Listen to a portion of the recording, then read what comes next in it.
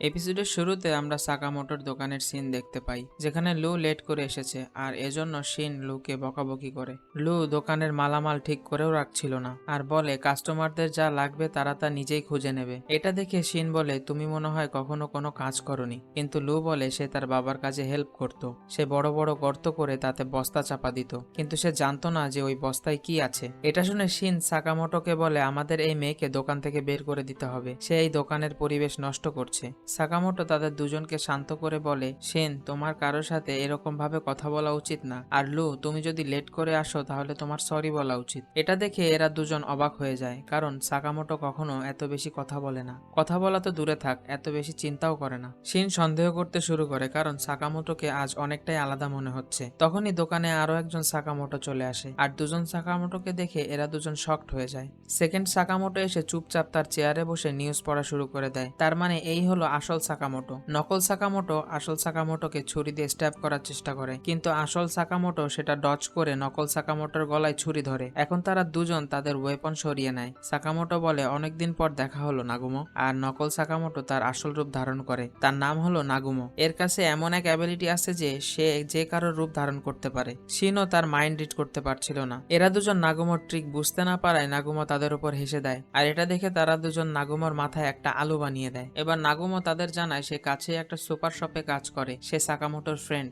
আর তার বয়স 18, কিন্তু তাদের আশেপাশে তো কোনো সুপার মার্কেটই নেই। সাকামোটো জানায় এ একজন হিটম্যান, তারা একসাথে কাজ করত, আর তার বয়স 27। তার মানে সে আবারও শিন আর লুকে মিথ্যা কথা বলেছে। তাই তারা দুজন আবারও নাগুমোকে একটা ধুলাই দেয় আর নাগুমোকে একটা চেয়ারের সাথে বেঁধে ফেলে। নাগুমো বলে সাকামোটোর উপরে অনেক বড় একটা বাউন্টি রাখা হয়েছে, পুরো 1 বিলিয়ন ইয়েনের। লু আর শিন মনে করে হয়তো নাগুমো এবারও মিথ্যা কথা বলছে, কিন্তু নাগুমো বলে এটা সত্য। গতকালই জেএএ এটা ডিসাইড করেছে।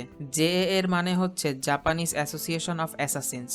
নাগুমো জানায় এই বাউন্টির ব্যাপারে এখন অল্প কয়েকজনই জানে, কিন্তু কাল থেকে সবাই এই ব্যাপারে জেনে যাবে। আর তখনই এক লোক তাদের দোকানে পিৎজা ডেলিভারি দিতে আসে। শিন তার মনের কথা শুনে ফেলে, সে আসলে সাকামোটোকে খুন করতে এসেছে। এই লোকও একজন হিটম্যান, এর নাম হলো পিৎজা নাকাজিমা। এই লোক নাগুমো এর গলায় কাটার রেখে তাকে মেরে ফেলার হুমকি দেয়, কিন্তু সাকামোটো আর লু তো মজা করে পিৎজা খেতে ব্যস্ত। তারা এই লোকের কোনো কথায় কানই দেয় না। তখনই নাগুমো চেয়ার থেকে উঠে নাকাজিমাকে রেয়ার চোখ দেওয়া শুরু করে। এতে নাকাজিমা অলমোস্ট মরেই যাচ্ছিল, কিন্তু সাকামোটো নাগুমোকে থেমে যেতে বলে। নাগুমো সাকামোটোর নো কিলিং রুল নিয়ে ঠাট্টা করে আর বলে, এ তো একটা ছোটখাটো হিটম্যান ছিল, কিন্তু যদি নাগুমোর মতো হিটম্যান চলে আসে তাহলে কি সাকামোটো বাঁচতে পারবে? নাগুমো জানায় সে জাস্ট মজা করছে, আর তার গ্রুপ এ ব্যাপারে নাক গলাবে না। আসলে নাগুমো দ্য অর্ডার নামের গ্রুপের মেম্বার, যারা অন্য হিটম্যানদের মারার কাজ করে, আর সাকামোটো এই গ্রুপেরই মেম্বার ছিল। নাগুমো সেখান থেকে চলে যেতে শুরু করে। সাকামোটো নাগুমোকে বলে, আমাকে মেরে কারো কি কোনো লাভ হবে? উত্তরে নাগুমো বলে, জানি না, আমরা তো জাস্ট অর্ডার ফলো করি। রিটায়ার্ড হওয়ার পরও তুমি কিছু মাফিয়া গ্রুপকে মেরেছো, তাই অনেকেরই নজর এখন তোমার উপরে। এই পিৎজাওয়ালা তো নুব ছিল, কিন্তু এখন এর থেকেও অনেক ভয়ঙ্কর লোকেরা আসবে তোমাকে মারার জন্য। এরপর নাগুমো ওই পিৎজাওয়ালাকে নিয়ে সেখান থেকে চলে যায়। শিন তাকে আটকানোর চেষ্টা করে, কিন্তু নাগুমো গায়েব হয়ে যায়। শিন মনে মনে বলে, নাগুমো কি আমাদের দলের লোক ছিল? সেই পিৎজা বক্সে একটা ক্যামেরা লাগানো ছিল, যার মাধ্যমে হিটম্যানদের একটা গ্রুপ সাকামোটোকে দেখছিল। এই গ্রুপের নাম হলো দন দেনকাই। তারা বলে, এই মোটা লোকের উপরে কি আসলেই 1 বিলিয়ন ইয়েন বাউন্টি রাখা হয়েছে? তার থেকে তো ওই নাগুমোকে বেশি ডেঞ্জারাস মনে হচ্ছিল। তাদের লিডার বলে, সাকামোটোকে আমাদের হালকাভাবে নেওয়া ঠিক হবে না, আর তাকে মারা অতটাও সহজ হবে না। আর যাই হোক, সে অর্ডার গ্রুপের মেম্বার ছিল। এটা শুনে বাকি লোকেরা বলে, এই অর্ডার গ্রুপ হলো জাস্ট একটা গল্প, এরকম কোনো গ্রুপই ছিল না তখন। আর এমনিতেও 5 বছর আগে সাকামোটো রিটায়ার্ড করেছে, তাকে মারা অতটাও কঠিন হবে না। তখনই সাকামোটো ওই ক্যামেরার দিকে গান পয়েন্ট করে বলে, তোমরা যদি আমার পেছনে লাগো তাহলে আমি তোমাদের জাহান্নাম দেখিয়ে দেব। এটা বলেই সে ওই ক্যামেরায় শুট করে দেয়। এবার বিকেলে সাকামোটো আর শিন বসে কথা বলে যে কিছুদিনের জন্য তাদেরকে লুকিয়ে থাকতে হবে। তখনই সাকামোটোর ওয়াইফ আর মেয়ে চলে আসে। তারা আগামীকালের জন্য অনেক এক্সাইটেড ছিল। আর এখন সাকামোটোর মনে পড়ে যায় যে কাল তো এদের দুজনকে নিয়ে অ্যামিউজমেন্ট পার্কে ঘুরতে নিয়ে যেতে হবে। পরের দিন এরা সবাই মিলে অ্যামিউজমেন্ট পার্কে যায় আর একটা রাইডে চড়তে শুরু করে দেয়। সাকামোটো আর লুয়ের তো এই রাইডগুলোতে চড়তে অনেক ভয় লাগছিল। হানা বলে, এই পার্কটা অনেক বড়, আর এখানে সুগার বানি নামের একটা ম্যাচকট আছে যেটা ওর অনেক পছন্দ। আজ এরা অনেক মজা করবে। এদিকে সাকামোটোর অনেক চিন্তা হচ্ছিল যে কেউ আবার এখানে তার উপর অ্যাটাক না করে বসে। শিন লুকে বলে, আজ আমাদের মিশন হলো সাকামোটোকে প্রোটেক্ট করা আর তার ফ্যামিলি যেন ভালো মতো এনজয় করতে পারে। লু জিজ্ঞাসা করে, এখানে তো অনেক মানুষ আছে, আমরা কিভাবে বুঝবো যে কে আমাদের শত্রু? শিন জানায়, এখন আপাতত আমাদের আশেপাশে কোনো শত্রু নেই। সে তার আশেপাশের 30 মিটার রেডিয়াস পর্যন্ত সবার মাইন্ড রিড করতে পারে। যদি কেউ মার্ডার করার সাকামোটোর কথা চিন্তা করে তাহলে শিন আগেই বুঝতে পারবে। এটা শুনে লু রেগে গিয়ে বলে, তাহলে কি তুমি আমার মাইন্ডও পড়ো? শিন বলে, বিষয়টা এরকম না, তার মাইন্ড রিড করার জন্য অনেক কনসেন্ট্রেট করতে হয়, যেমন একটা রেডিও এর সিগন্যাল মেলানোর মতো। তখনই শিন বুঝতে পারে তাদের দিকে একজন শত্রু আসছে। সে সাকামোটোকে এটা জানিয়ে দেয়। এই হিটম্যানের নাম হলো কুরি, যে কিনা একজন ক্লিনার সেজে এসেছে।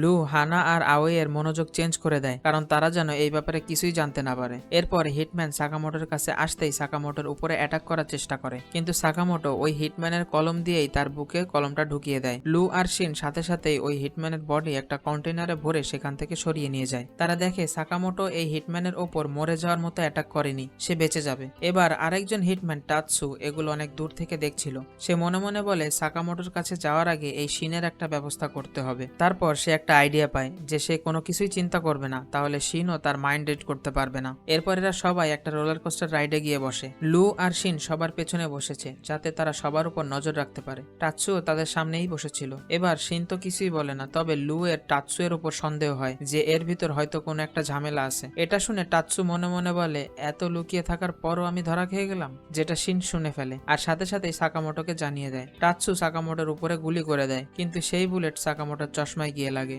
মানে সে বুলেট প্রুফ চশমা পরেছিল। এবার শিন জাম্প করে টাৎসু এর কাছে চলে যায় আর তাকে নিয়ে রোলার কোস্টার থেকে নিচে পড়ে যায়। শিন টাৎসুকে বলে, সাকামোটো আজ ছুটিতে আছে আর আমি ওভারটাইম করছি। আর তারা দুজন মারামারি করার জন্য রেডি হয়ে যায়। তখনই পেছন থেকে রোলার কোস্টার চলে আসে তাদের দিকে। তারা দুজনই জাম্প করে, কিন্তু টাৎসু দুইটা ছুরি শিনের দিকে ছুড়ে মারে, যার একটা শিনের পায়ে গিয়ে লাগে। আর শিন বুঝে যায় যে ওই ছুরিতে বিষ লাগানো ছিল। এতে শিন ভালো করে কিছু দেখতে পারছিল না। এই বিষ টাৎসু নিজেই বানিয়েছে। টাৎসু বলে সে সাকামোটোর চোখে মরার ভয় দেখতে পেয়েছে। যখন মানুষ মৃত্যুকে ভয় পেতে শুরু করে তখনই তারা দুর্বল হয়ে যায়। এটা শুনে শিন বলে, সাকামোটো মৃত্যুকে এই জন্য ভয় পায় কারণ সে তার ফ্যামিলিকে প্রোটেক্ট করার মিশনে আছে, যাদের জন্য সে যে কোনো কিছুই করতে পারে। রোলার কোস্টার আবারও তাদের দিকে চলে আসে। এবার শিন রোলার কোস্টারে করে টাৎসু এর কাছে চলে আসে। এরা দুজন রোলার কোস্টার উপরেই মারামারি করতে শুরু করে দেয়। শিন কিছুই দেখতে পাচ্ছিল না, তাই তার মারামারি করতে প্রবলেম হচ্ছিল। তখন শিন হানার মাইন্ড রিড করে যে সে বলছে সুগার বানি শো দেখতে অনেক মজা হবে। শিন টাৎসুকে নিয়ে রোলার কোস্টার থেকে জাম্প করে সুগার বানি এর স্টেজে গিয়ে পড়ে।